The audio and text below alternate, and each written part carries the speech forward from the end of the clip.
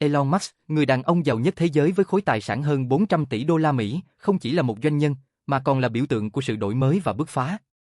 Từ việc cách mạng hóa thanh toán trực tuyến với PayPal, thay đổi ngành công nghiệp ô tô với Tesla, đến việc mở ra kỷ nguyên mới của không gian với SpaceX, Elon Musk được ví như một Iron Man phiên bản đời thực.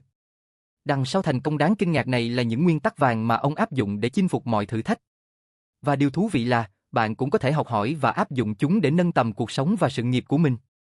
Hãy cùng khám phá ngay 10 quy tắc để thành công của Elon Musk. Really liking what you do, whatever area that you get into, given that even if you're the best, there's always a chance of failure.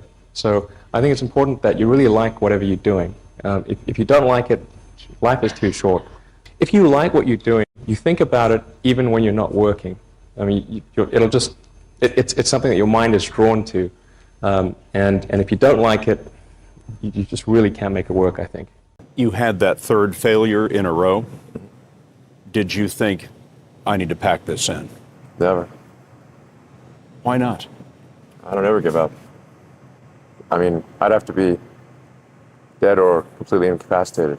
So many people try to talk me out of starting a rocket company. It was crazy. One good friend of mine collected a whole series of videos of rockets blowing up and made me watch those. He just didn't want me to lose all my money. We're doing these things that seem unlikely to succeed, and we've been fortunate, and at least thus far they have succeeded. We focus on signal over noise. A lot of companies get confused. They spend money on things that don't actually make the product better. For example, at Tesla, we've never spent any money on advertising. We put all of the money into R&D and manufacturing and design to try to make the car as good as possible. I think that's the way to go. For any given company, just can keep thinking about, are these efforts that people are expending, are they resulting in a better product or service? And if they're not, stop those efforts. Now is the time to take risk. You don't have kids. As you get older, your obligations increase. And once you have a family, you start taking risk not just for yourself, but for your family as well. It gets much harder to do things that might not work out. So now is the time to do that before you have those obligations. So I would encourage you to take risks now. Do something bold. You won't regret it. How did you figure you were going to start a car company and be successful at it? Well, I didn't really think Tesla would be successful. I thought we would most likely fail. But I thought that we at least could address the false perception that people had that an electric car had to be ugly and slow and boring like a golf cart. But you say you didn't expect the company to be successful, then why try? If something's important enough, you should try, even if the probable outcome is failure. When I interview someone to work at the companies, would be to ask them to tell me about the problems that they worked on and how they solved them. And if someone was really the person that solved it, they'll be able to answer multiple levels. They'll be able to go down to the brass tacks. And if they weren't, they'll get stuck. And then you can say, oh, this person was not really the person who solved it, because anyone who struggled hard with a problem never forgets it. If you're creating a company or if you're joining a company, the most important thing is to attract great people. So either join a group that's amazing, that you really respect, or if you're building a company, you've got to gather great people. I mean, all a company is a group of people that have gathered together to create a product or service. And so depending upon how talented and hardworking that group is, and the degree to which they're focused cohesively in a good direction, that will determine the success of the company.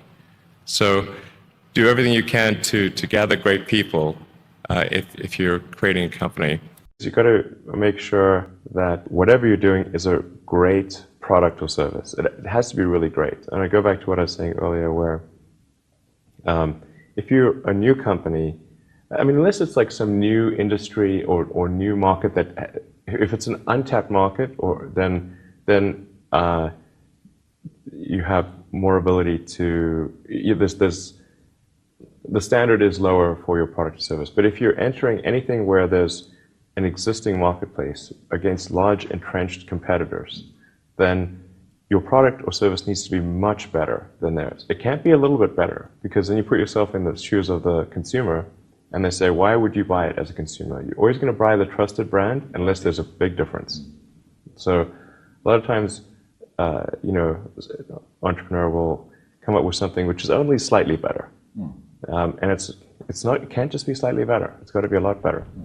Depending upon how well you want to do, and particularly if you're starting a company, you need to work super hard. So what does super hard mean? Well, when my brother and I were starting our first company, instead of getting an apartment, we just rented a small office and we slept on the couch. And we showered at the YMCA, and we're so hard up we had one computer, so the website was up during the day, and I was coding at night. 7 days a week, all the time. And I sort of briefly had a girlfriend in that period, and in order to be with me, she had to sleep in the office. So work hard, like,